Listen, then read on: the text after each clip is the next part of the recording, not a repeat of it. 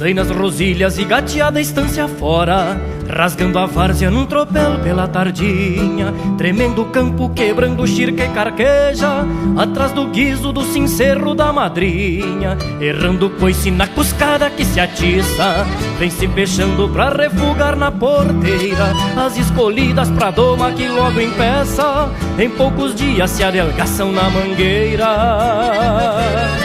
Enquanto a noite vem orvalhar sob as crinas, repasso o fio de cada espinho da espora, pra sina antiga de tirar baldas e cismas destes ventenas que me esperam a cada aurora. Puxo pra fora se enredando na maneia, ajusto a cincha da gateada que estaqueia, meto o bocal, me enfurguilho e alço o mango, enquanto a chucra erra coice e murcha a orelha.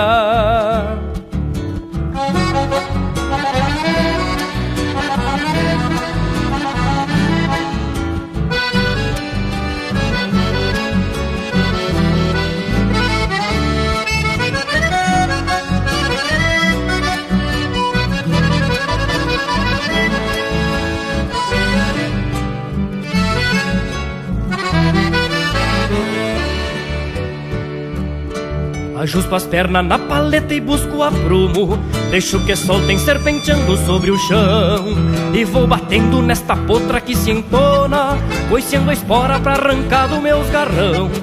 E desta forma vou lidando nos potreiros, juntando marcas de coices no tirador, pois me agrada a pirraça destes maulas, onde enfurquilho o meu mundo de domador.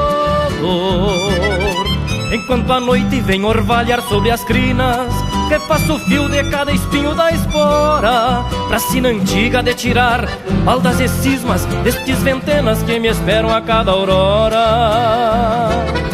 Puxo pra fora se enredando na maneia, ajusto a cincha da gateada que estaqueia, meto o bocal, me enfurquilho e alço o mango, enquanto a chucra erra coice e murcha a orelha.